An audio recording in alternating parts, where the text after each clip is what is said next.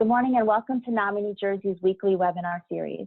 This week our topic is Grieving the Loss of Normalcy. Grieving the loss of normalcy will help participants to label the emotions and experiences they are having, as well as provide practical, applicable steps to better cope with the current COVID-19 experience and to find ways to connect with their own support systems.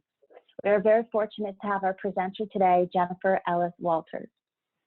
Jennifer is the founder of the Integrative Support Network in Madison, New Jersey, a private practice providing the therapy and support services to children, young adults, seniors, and their families. Jennifer received a bachelor's in social work from the James Madison University and a master's in social work from Rutgers State University. Through her work in mental health agencies and school programs, Jennifer has provided psychotherapy services to individuals, families, couples, and groups.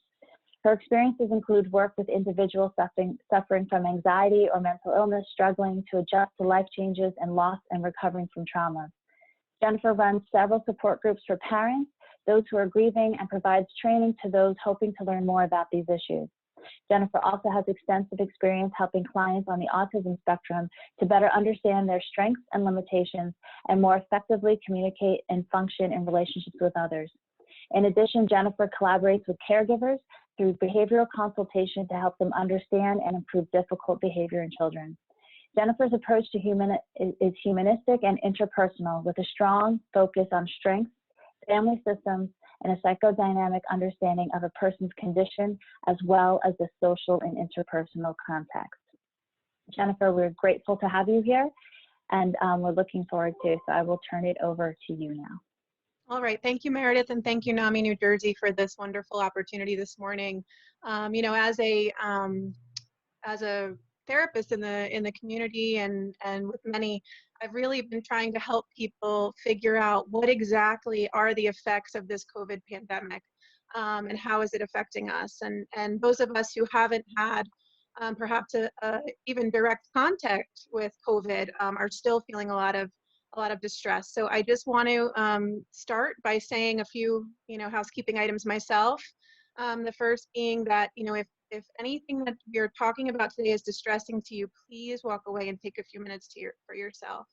One of the things we're going to talk about today is this issue of suppression, and the feelings that are coming and how we have to suppress them and function, and how that really takes its toll. So sometimes it bubbles up without us even noticing and without, the correct timing. So if things are bubbling up for you while you're here, please remember it is recorded, and you can go back and look at it later. Taking care of yourself is number one. We'll also be discussing the overall societal grief experience. What I mean by that is what all of us are collectively feeling. I saw a great quote the other day that said, we're all in the same storm, but we're not in the same boat. And I think that there's nothing more true than, what everyone is experiencing right now, that there might be the same storm outside, but all of us are feeling it a little differently. So we're not going to go into any specifics about any, personal grief issues, but we are going to talk more about that societal experience. And if I make any political statements, they're not meant as judgment. They're just meant as what we are experiencing. Okay. So this is what I'm hearing in my office. And this is where I started to ask myself, what exactly are people going through? I heard things like, I just feel so lost. I can't even think clearly. I'm exhausted and I can't get off my couch. I've heard that more and more, even now that we've had another extension on our stay at home, and some ideas about maybe reopening as New Jersey, that people are just talking about exhaustion. We're going to talk a lot about that today and where that's coming from. I've heard, when this ends, I swear I'm never going to take my job for granted again. People are out of sync, right? And they're coming up with any reason to try to get back to what they perceived as normal, right? So I hear people saying, I keep waiting for another shoe to drop, like every day something worse is happening. I hear a lot of blame. This is a time where people are striving to find answers, and so I hear, this is so-and-so's fault. They should have never, whatever it is. We can't blame anybody for what's happened, but people will use blame for their psychological health, and we'll talk about that in a little while. Then I hear people or whole, protests of people saying, I think this is being blown out of proportion. This can't really be that bad. And, some of us say, huh? How do they feel that way? And the most common thing I'm hearing, and this is what we're going to address a lot today too, is I am safe and healthy. Why do I still feel so bad? I should be more grateful. People, shaming themselves for feeling what they feel. Just a little background, there are stages of grief. This is written by Kubler-Ross and modified by David Kessler. David Kessler is very active online still with these stages of grief. So we're going to talk just briefly about those today so you have a little bit of background. The first stage, or these stages don't go in order necessarily, but typically the first two stages are earlier grief, and then the others come later. But people can go back and forth between any of these stages at any time. The first is denial. That sensation of shock, if you will. Is this really happening? You'll hear people say things like, I just can't believe it. It doesn't seem real. And then there's anger, right? People feeling very angry, wanting things to go back to the way they were. And denial and anger are the ones I want to focus on right now. The others, people will move through. Bargaining is that one we heard where the person said, I'll do anything if I can go back to work, or I'll do anything. I'll do, you start kind of bartering with yourself, right? But denial and anger are the two that are causing a lot of exhaustion in people. Denial is a healthy thing. You don't want people to always use denial as such a bad word. Anger is also a healthy thing. Okay, so it's just a matter of how and when and how much, right? So denial is our brain's protective system that doesn't allow us to get so, that shock and that adjustment. Denial puts that off a little while. It gives us a little time to adjust. And so, there is a healthy level of denial.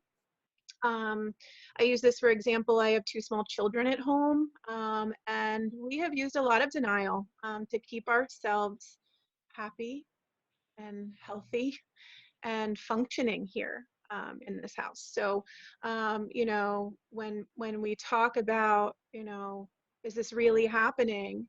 By not watching the news and by protecting ourselves and choosing our lens, which we'll talk about, we have put ourselves into a little bit of a healthy denial, and we have allowed some of those denial feelings. But part of denial is that it is exhausting. Sometimes you don't even realize that you're working so hard, right, to keep those things out. Anger is another one that will just wipe our energy right out of us. When we're angry and it bubbles up, we have to do something called suppress it, right? So we have to push it down. I use again the example of my small children. I'll use that example a lot. It's my lifestyle now.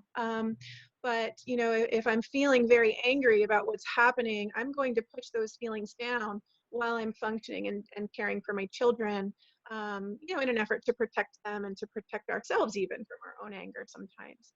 And the act of suppressing feelings without then airing them out can become very exhausting.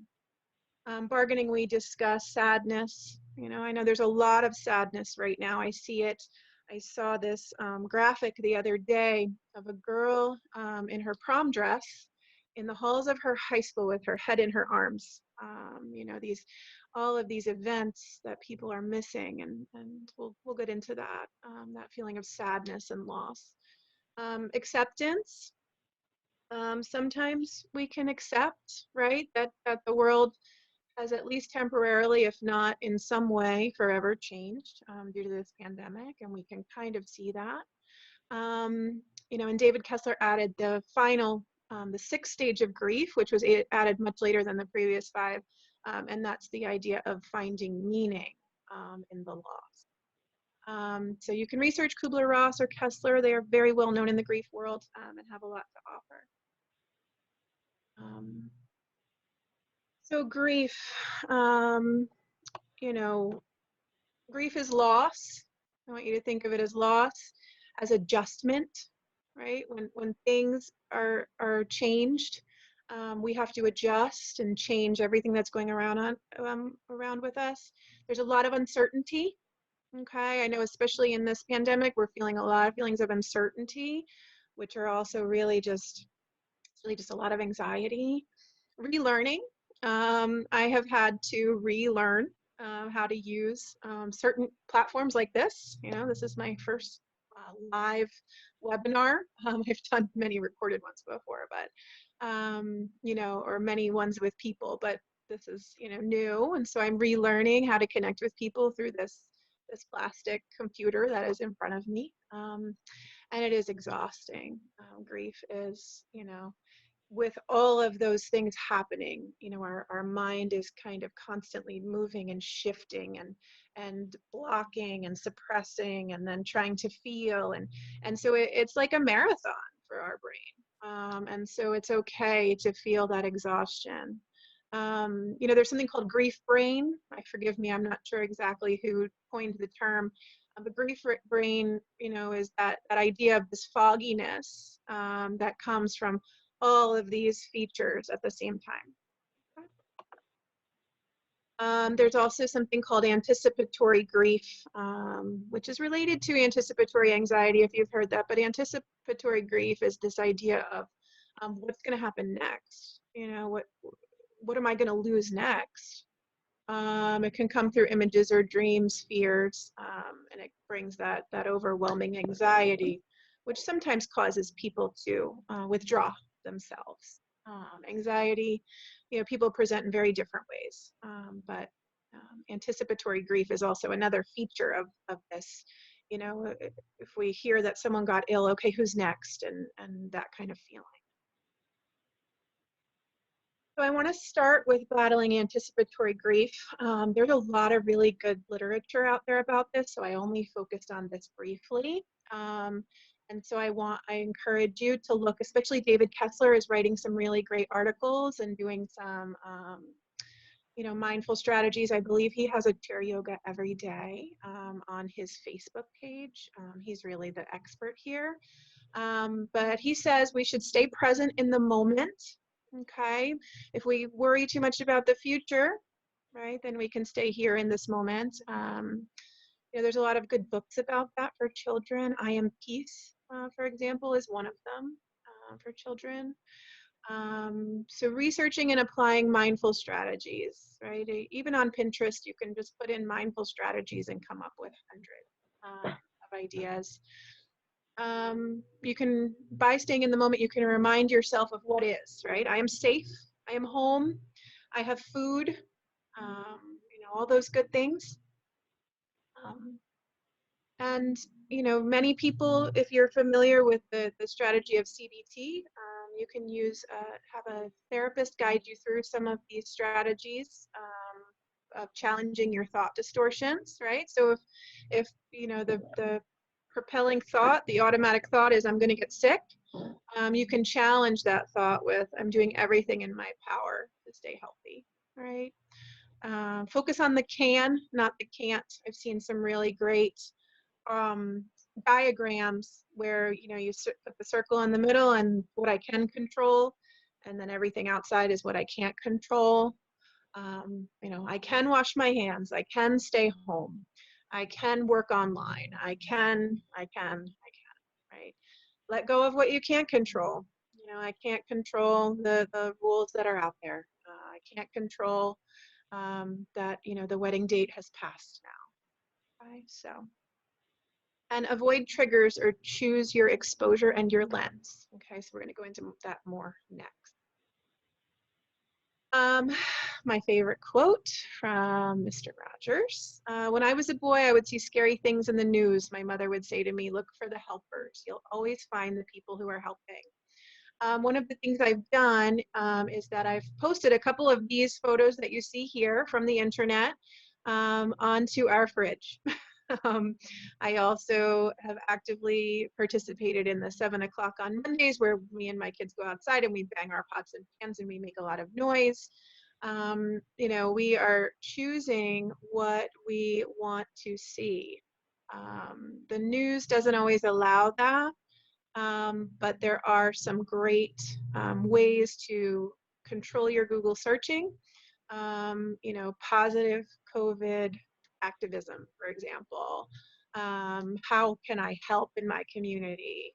You know, there's this flag movement in many of our communities, I'm sure. I love to be able to say that I believe it started here in my hometown with a, you know, co-town person I know.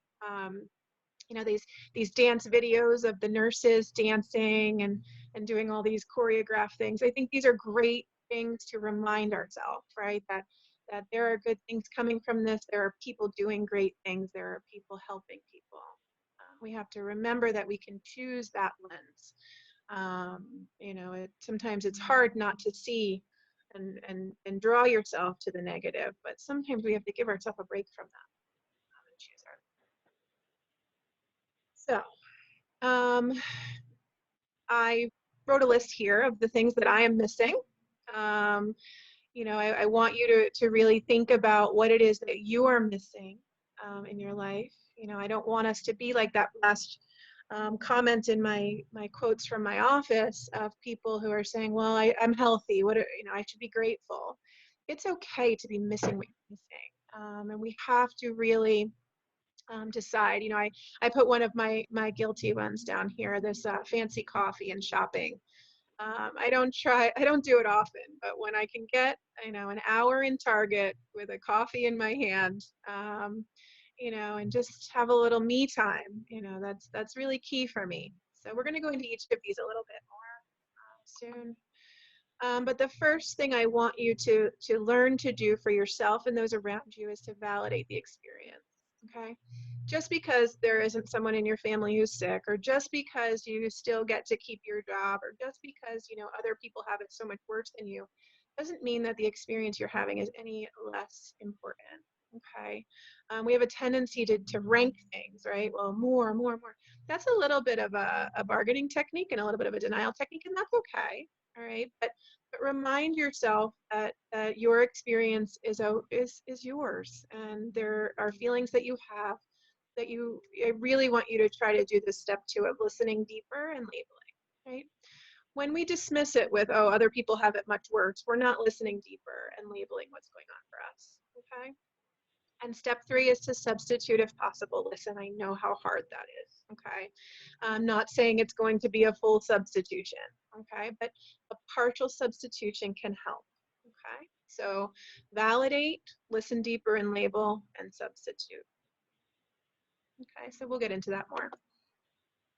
So what are we really missing, right? So our friends and family, they are our connection and our belonging principles, okay? These are meaningful principles. We're going to get into Maslow's hierarchy of needs later, but connection and belonging are deep emotional needs of ours. And just the lack of contact with our friends and family, you know, it does take a toll, right? And there's only so much Zoom and FaceTime that we can do.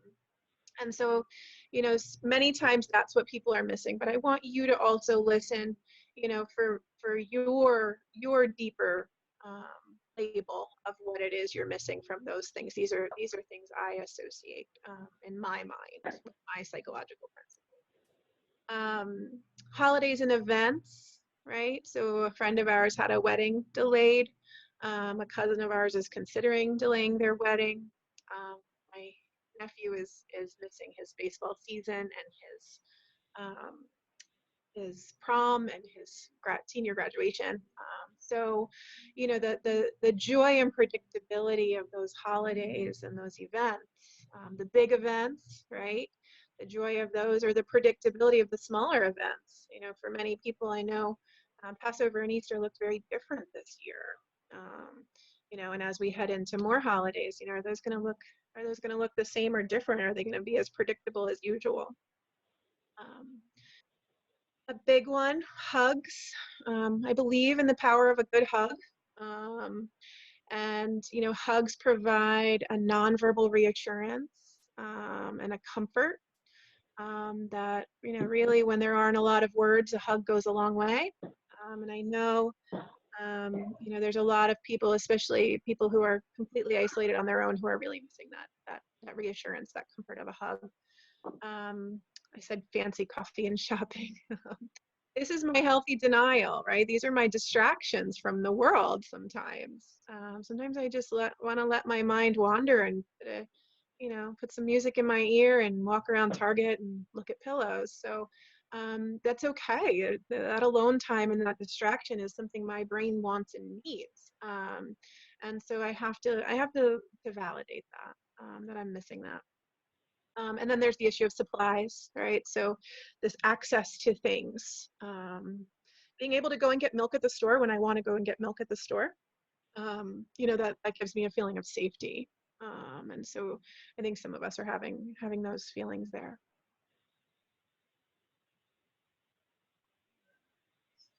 So work and school that provide our structure, our purpose, and our stimulation, right? So here are some strategies, okay? And we're going to go through these kind of quickly for the sake of time. But I want you to always like look back, and you'll see things all over online about this. But the biggest thing I want you to hear before we go into these strategies is that these are not meant to be another job for you. Okay, so adding these strategies for substituting for the things you're feeling you're missing and that you're grieving and that you've lost, okay? These are meant to be simple. These are not meant to stress you out. And I'm going to give you some examples of some of them to show how really simple I want you to think, okay? There are a lot of people out there who are very effectively cleaning out their entire home and doing a lot of really big things. And that's great. And I'm so happy for them. I think that has been their way of keeping themselves functioning and managing anxiety. Okay. Not all of us do it that way. All right. Some of us need things to go slower to manage our anxiety. Some people need to function at a very high level to manage their anxiety. So I need you to listen to who you are before you take on any of these strategies. Okay, so structure. Make a schedule and keep it simple. I'm going to show you an example of planning meals and having chunks. I like chunks in a schedule rather than like dictated times for everything. It just leaves a little bit of flexibility for mood fluctuations or, you know, weather, right? Or whatever's going on that might change our schedule. Have a purpose every day, right? If you're really missing work and school, you're maybe missing that feeling of purpose. So pick an attainable daily accomplishment. You know, mine really centers around walking and getting outside every day because I know how good that is for my brain, and we're going to get into that. Stimulation. Try to get off the screens at least 3 times a day. I know that we have this amazing technology where we can access a whole world through a screen. But we also need to remember our brain chemistry and use proprioceptive coping strategies, which we're going to get into shortly. Okay, here's an example of my family's schedule with our goal at the top and our meals and chunks. We do have our meals together. We have found that that's been one of the beautiful silver linings of this time together. As a therapist, I work a lot of evenings, so I can't remember the last time I cooked dinner for my children for an entire week. But now I have quite a few of those weeks. It's been nice. You see that there's chunks that's, you know, we're doing different things. We're not always doing the same thing. People need a little space from each other too, okay? And so, you know, we're kind of having that predictable structure that, you know, especially for children, it's very important, but for most of us, you know, we wake up and we just have a rhythm that we go through our day. And so this is what we're using. Kind of gives us a nice predictable way of finding each other and staying in sync.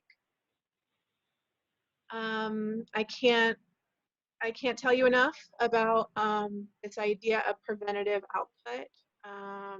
So this comes from, I've run a couple other webinars about proprioception, especially for the neurodiverse brain. And so I want you to know that some of that does apply to people with neurodiversity, but it doesn't just apply to them.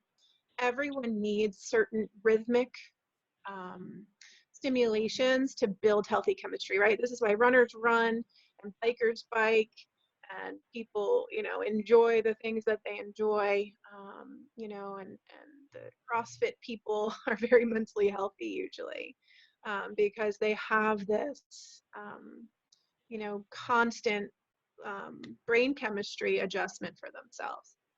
So it's known as a sensory diet, but that's really in the neurodiversity world.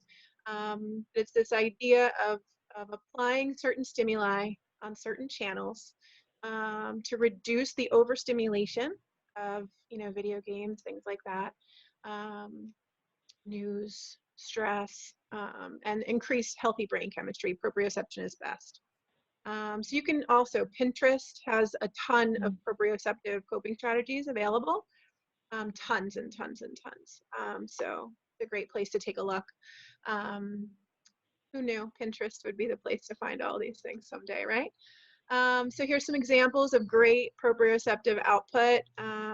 Simple things, chewing gum, believe it or not, sucking through a straw, deep pressure hugs, snuggles, wrapping in a blanket. I know some people who just like the feel of a heavy blanket, and that just calms them. It doesn't have to be one of those, prescribed weighted blankets. It can just be something a little heavier. Taking out the trash. My children are learning the benefits of doing that these days. Pushing and pulling, walking or biking. I know a lot of people are out there walking, and that's telling us something, right? That there's some reason that people are drawn to that activity. Just being in nature, not to mention the movement. There are also smaller versions. There are putty, stress balls, fidgets, things like that. So if you're missing your friends and family, you're probably missing your belonging and connection. Some ideas, reach out and call someone. Connecting to memories through photos. I can't tell you how many times, different family members of ours have texted each other a photo. Oh my gosh, look what I found in a box, right? And just feeling together in that way. Scheduling Zoom meetings or game nights. There's these cool online game forums now. I think it's called Jackbox or something. Forgive me, I'm not 100%. Where you can play these games online together and connect for a very low cost.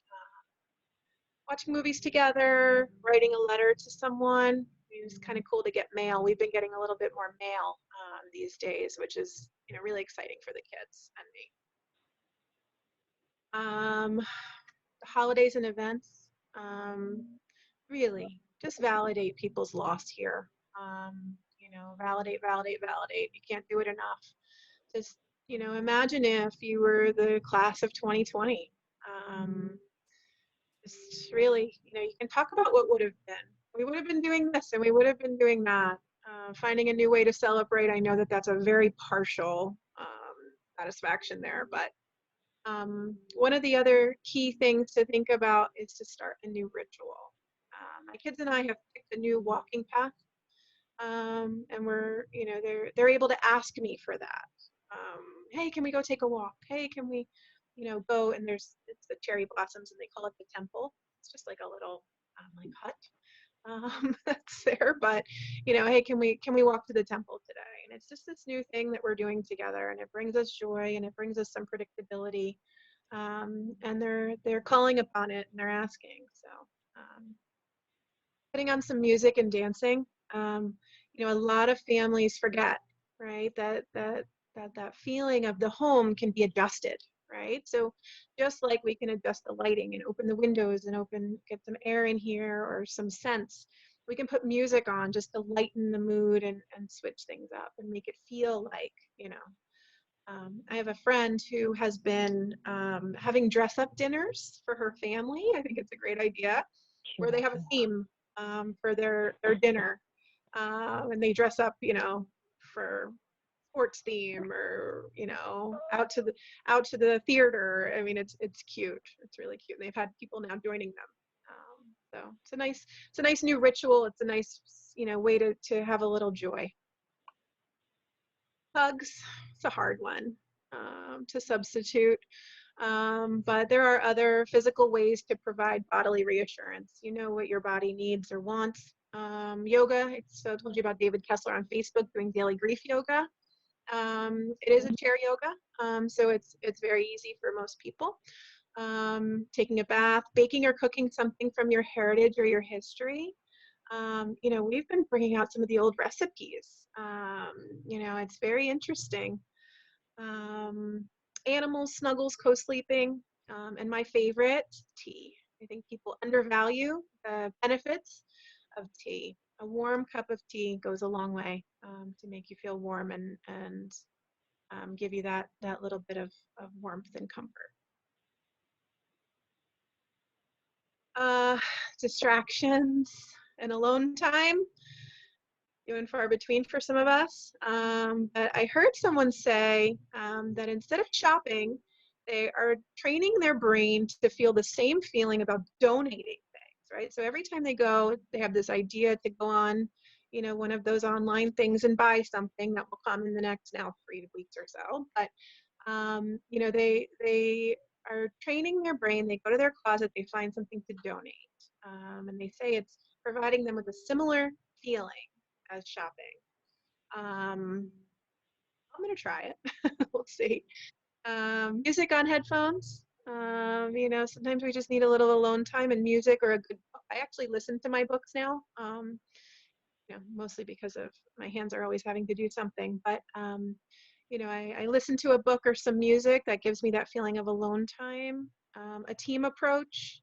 If you're co-parenting, if you have somebody who can help out, you know, just finding that alone time.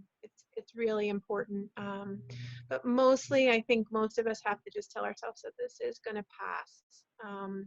That we will be able to depend on the daycare again, or depend on the school again for that alone time. But you know, there are ways to kind of set that up, and this is something I want families to talk about. You know, my kids and I, we tell each other, you know, like, I'm gonna take a little break in my room, or you know, I'm gonna go watch a movie by myself. My 8-year-old is able to say that now. He needs a little space. He's not used to being around us all the time. So those are some substitutions. So supplies, right? Those feelings of safety. These are very intense. Okay, I don't want to downplay these in any way. So there was this great graphic that came across Facebook. I'm not sure where it came from. This is Maslow's hierarchy of needs. Okay, this is an old theory, but still very true. And you see toward the bottom are basic needs, right? And it's a pyramid because, you know, the theory is that you need the bottom pieces for the top pieces to then become an issue. So as therapists, we're trained that you can't help people in those top things, achieving one's full potential, right? This is what I think people think therapy is sometimes about. You know, or helping with relationships, right? But we can't do that if we haven't assessed and figured out how to provide the bottom, right?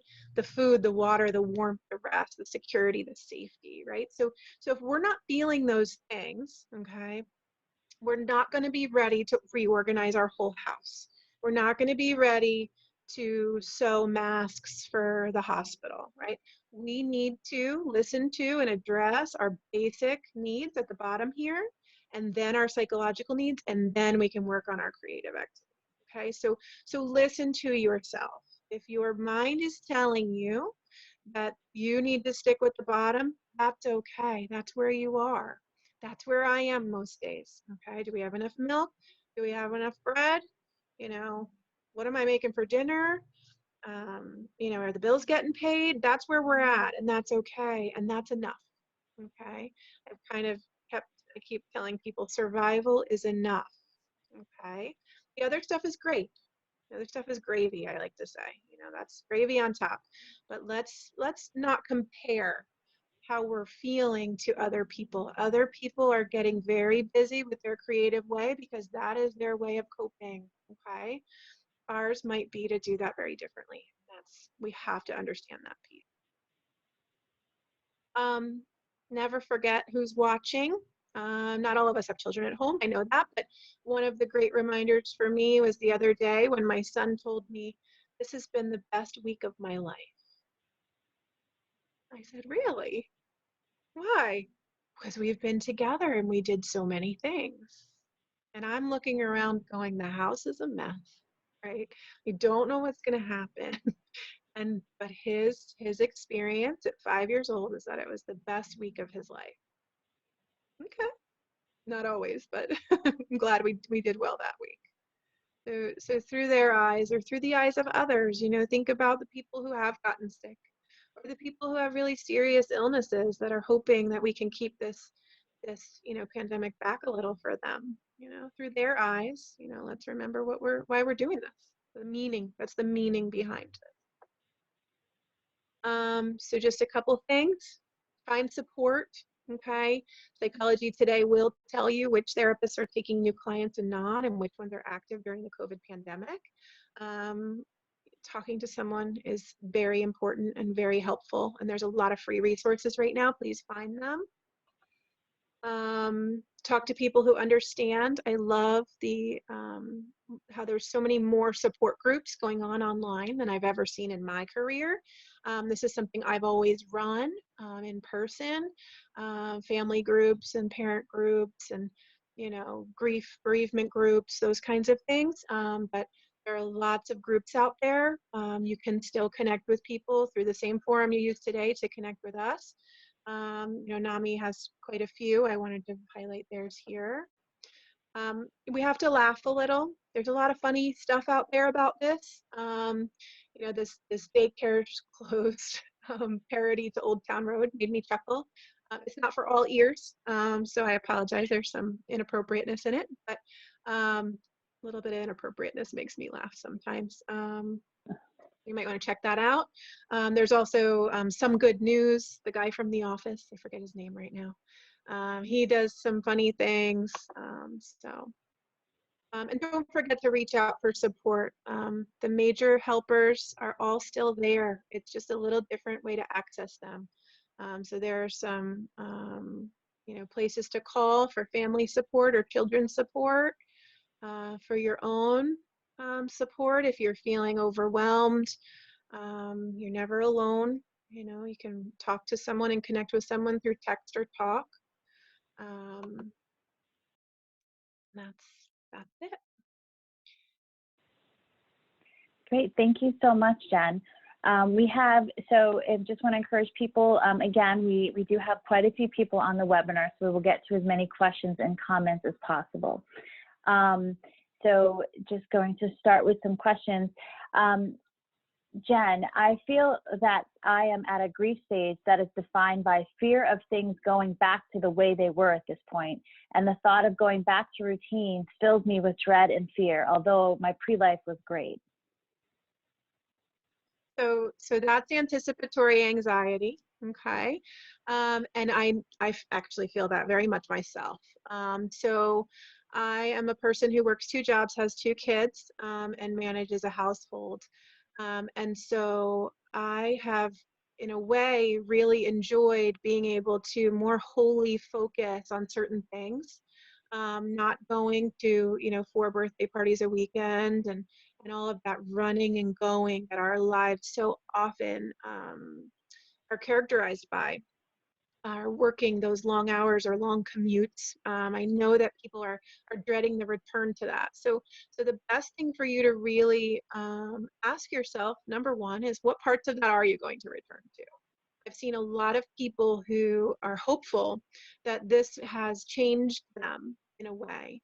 I am one of those people. I'm hopeful that, maybe I can find a different pace to live my life when I do return to that normal life. Some of us don't have that privilege, right? We have to work 2 jobs and we have to go back to that grind, if you will.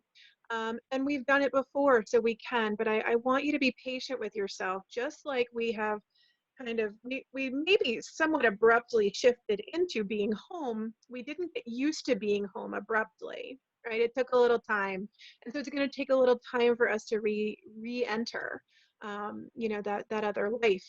And, if anything, maybe our employers or our lives are going to be a little bit more understanding of people needing that learning curve or that adjustment curve. So understanding that for yourself and really trying to give yourself some predictability of how you're going to want to do that. Talking with the people in your life about what parts of your life you're taking on again and which ones you aren't, or how much. So. Great. Thank you, Jen. We have some comments too. That uncertainty and relearning are two things, pushing them for later. I know that they will provoke worry in me, so I'm only focusing on today. The other thing was someone saw the positive, saying, my daughter's speech has actually improved since we've been staying home together. And that people love the comment that this has been the best week of my life. Hope can come from so many places. So that's great. So we have a lot of questions about scheduling. So can you give some suggestions to add to the evening to help people wind down during the free time? Definitely. So, you know, again, so part of why I did this very generalized is that every family is a little different. Okay. So every family's needs are going to be different. So I'll start by kind of talking about mine. So I have a neurodiverse child who's 5. He's the one who said that things were amazing. When we had that week where the sun was out, we were outside like every day, and we were doing his homework, like his letter writing on the driveway. I was feeling creative that week. I had energy. And then I have an 8-year-old who's in most ways typically developing, but pretty sensitive. And my husband and I, you know, are in our, you know, mid 30s and 40s.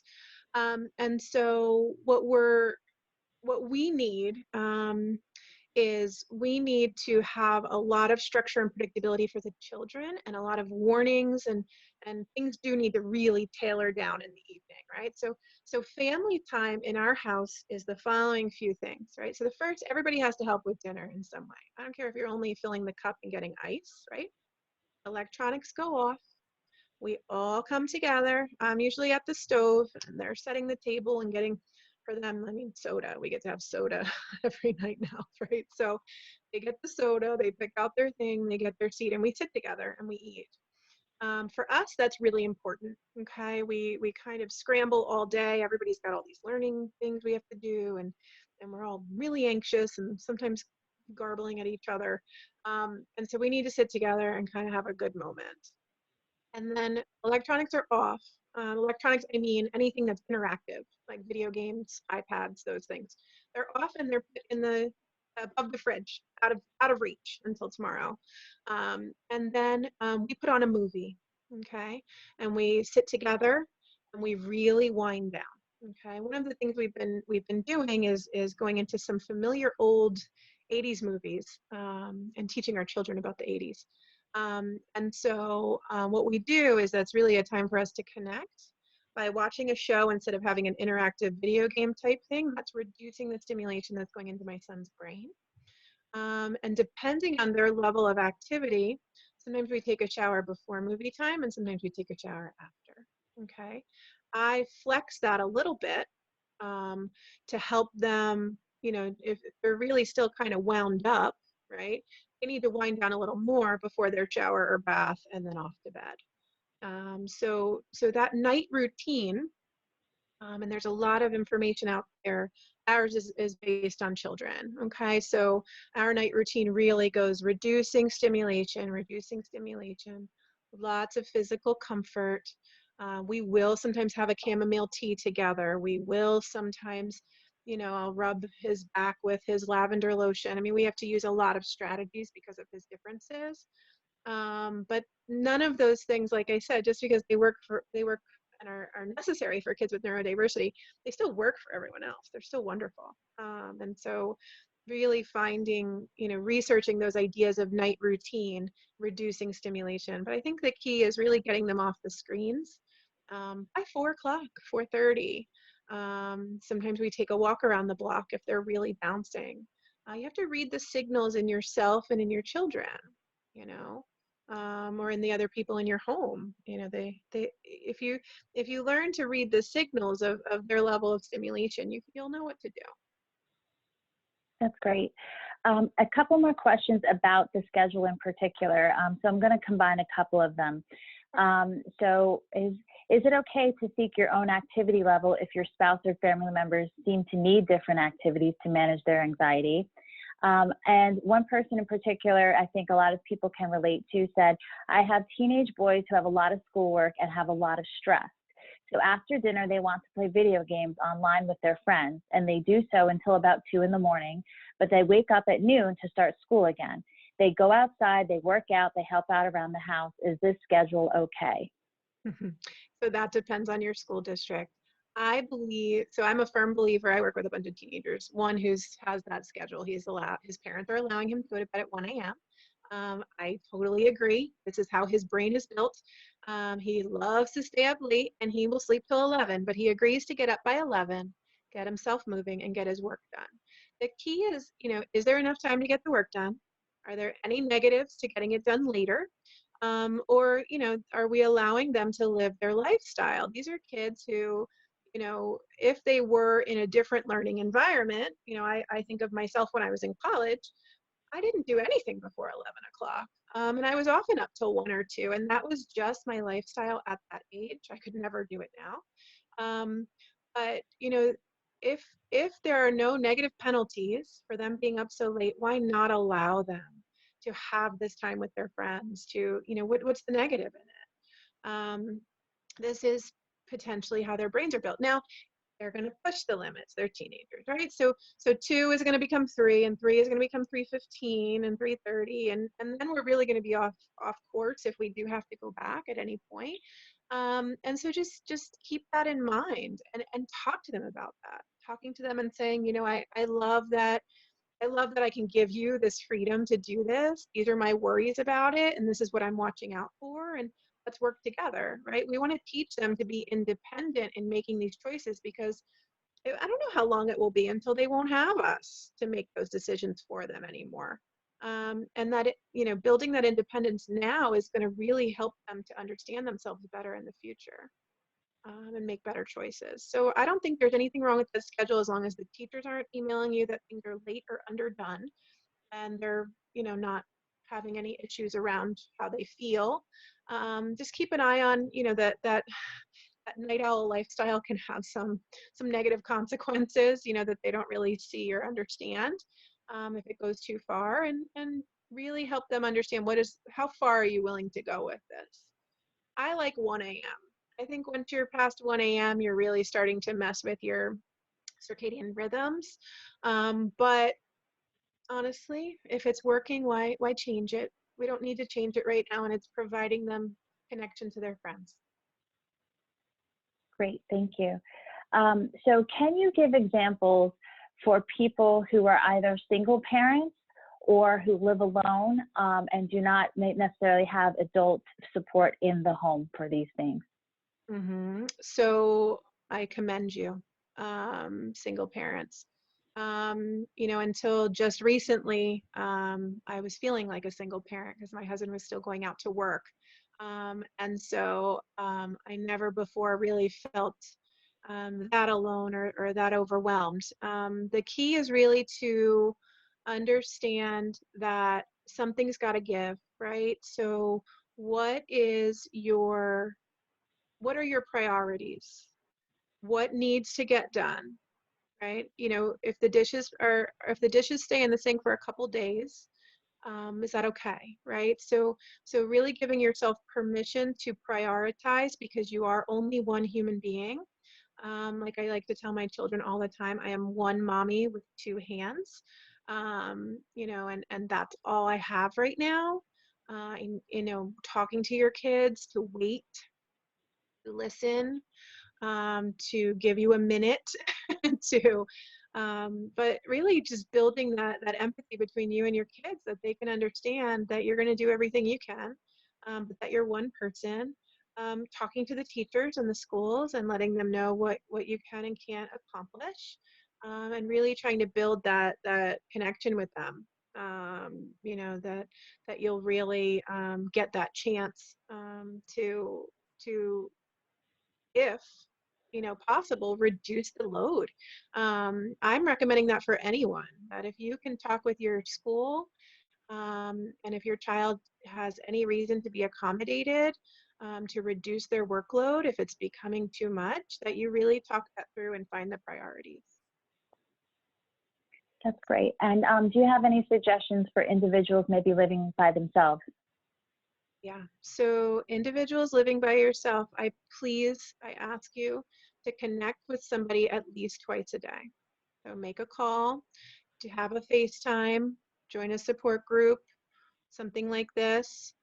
Anything that you are having, not even really like this, I guess more, conversation with someone at least twice a day. Finding those supports and those ways to just continue that contact. Isolation doesn't always happen quickly. Okay, it's not, we don't just one day all of a sudden feel super isolated and withdrawn. It happens over time. And so if you're consistently bringing yourself to talk with people, and I don't mean Facebook or Instagram or any of these things, right? So that act of going through things is, I think of it as kind of like reading the paper. There is some connection there, but I mean having conversation with someone at least twice a day that you can. And if you can do that in person, I know you have to do that from 20 feet away, but our across the street neighbors, for example, we try to get out there at least once a day. How are you guys doing? And we see the kids, and the kids wave to each other, and it's contact. So trying to find that if you can. I know not everyone's in those situations that it's so accessible. So sometimes you have to work for it a little bit and find it, but there are resources of ways to talk to someone. That's great. Thank you. A quick comment. Someone said, it's funny that while I'm sitting here listening to this webinar, I'm fighting the urge to answer parents' and teachers' emails, multitask. I had to remind myself that this hour is all mine, and I need to focus on what I need to hear so that I can continue to help my family. Yeah, I have said that for longer than just this pandemic. That part of working remotely is that it's a gift and a curse, right? That I work remotely sometimes for a nonprofit I work for. And so, I can be accessed by text or call at any time. And then I have to figure out what are the boundaries of that, right? And where are I call it the bookends. Like, how can I bookend my time here? I ended up getting to the point where I totally sectioned off my work into a different cell phone. I was very grateful that my plan let me have one additional free line, didn't even cost me anything. And I just put everything work into that phone, and that phone goes into a drawer sometimes, because it is that hard not to feel the pull of those calls and those texts that now can come in at any time, That's great. So do you have time for a couple more questions before we leave? Sure. Okay, great. We have a couple questions about young children. So how do parents with young children, toddlers or younger, that do not have an attention span, but they still need to, as parents and adults, get things done around the house? It's a good question. So I know that the 24 minutes that Paw Patrol was on is my 24 minutes of freedom. And I know that we're not supposed to use TVs as babysitters, but I'm realistic here. And I will let you know that there were times where Paw Patrol, that was the show a couple of years ago, I think it still kind of is, would give me that 20 minutes to get something done. Other times, I think we have to really just help people manage their expectations of us, especially if they're work expectations or home expectations, that less is going to be done when we are consistently with our children. And so I don't think that it's a terrible practice for us to teach our children to be bored, even from a young age. Okay, so I think that person would really like that Old Town Road parody, because it's part of it says, like, can you play with me? Can you play with me? Can you play with me? Can you play with me?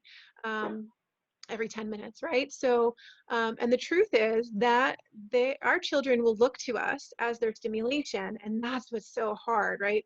We can't do what a preschool class can do, where every 20 minutes, every 5 minutes, we're switching something and moving stations, and we really can't. And we're not really meant to. We're home, we're not school.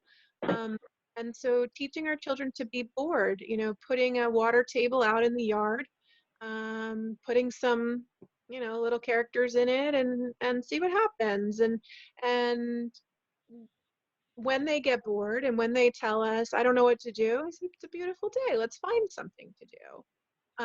You know, and really teaching them, you know, they're not always old enough to self, you know, stimulate, right? But they are old enough to understand that, you know, life is not, you know, it's not Disney World. We can't just keep doing and doing and doing.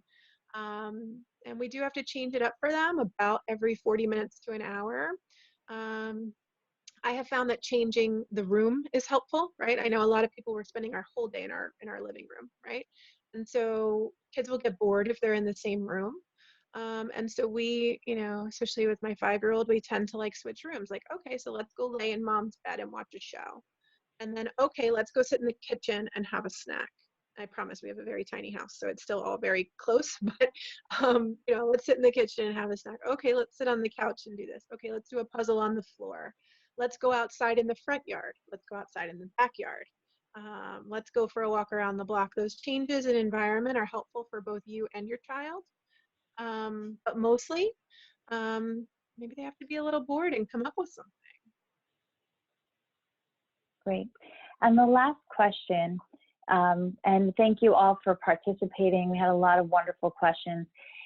Can we close with, can you give some examples of how to listen deeper, label, and then substitute? Okay. So I'll give you an example. I was walking the other day downtown. It was empty, right? And I remember looking around going, oh, you know, this is so sad, right?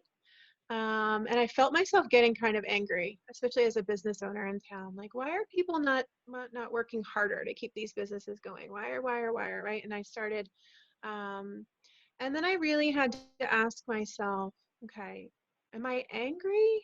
Am I annoyed? Am I scared? You know, and when I really like sat with myself for a good couple minutes, I really uncovered that really what I was feeling was fear.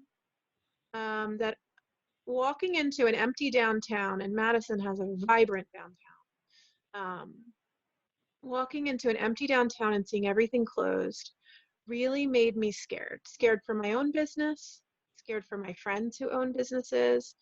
You know, there was a level of fear of you know, more than uncertainty. Like, I was sure that we weren't going to recover, right? And so I needed to give myself that couple minutes to really uncover what I was feeling under the anger. There's a great graphic somewhere called the Anger Iceberg. Usually anger is the one we have to listen to deeper because anger is covering whatever the other feelings are. You know, and then I had to really tell myself, like, yeah, you know, I just opened a new business a year and a month ago. Of course I should be afraid. Of course I would feel that way. Of course I worry about my friends. You know, and I think I'm going to call them and see how they're doing, see how the businesses are doing. Friend who owns a deli, gave them a call. Oh, they're doing great. They're, you know, and that was just really reassuring to hear how people were doing. But listening deeper usually means that we have to kind of take some time to figure out what we need underneath the initial feeling. Sometimes you need the help of a therapist or a friend to do that. You know, so talking to people who know you well, right, and asking them, saying, you know, I'm feeling this. This is what I'm feeling, and I'm trying to figure out what's under it. You know, and then giving yourself that validation and that, you know, plan for handling it. For me, it was really, I needed to hear the reassurance that other people's businesses were going to do okay. That people had plans. That's great. Thank you so much, Jen, and thank you you for such a amazing webinar. So we really, on behalf of Nami, New Jersey, thank you. And really, it was a great webinar. Similar to what Jen was saying about finding support, I do just want to show you Nami, New Jersey's webpage because we are available for support. We have our online, I will share our website. This is our website when you go to it. If you go to the Get Involved button, click Become a Member, you can find out about how to become a member. That being said, all of our programs are free. So if you go to our website, go to the COVID page, you will be able to access all of our resources. You will find where our online support groups are, our affiliate support group, multicultural signature programs, as well as webinar series. That this was where we will post this webinar with the handouts. So please feel free to reach out to Nami, New Jersey for any support that you might need. Thank you again. This concludes our webinar. Thank you so much, Jen. I appreciate your time. Thank you.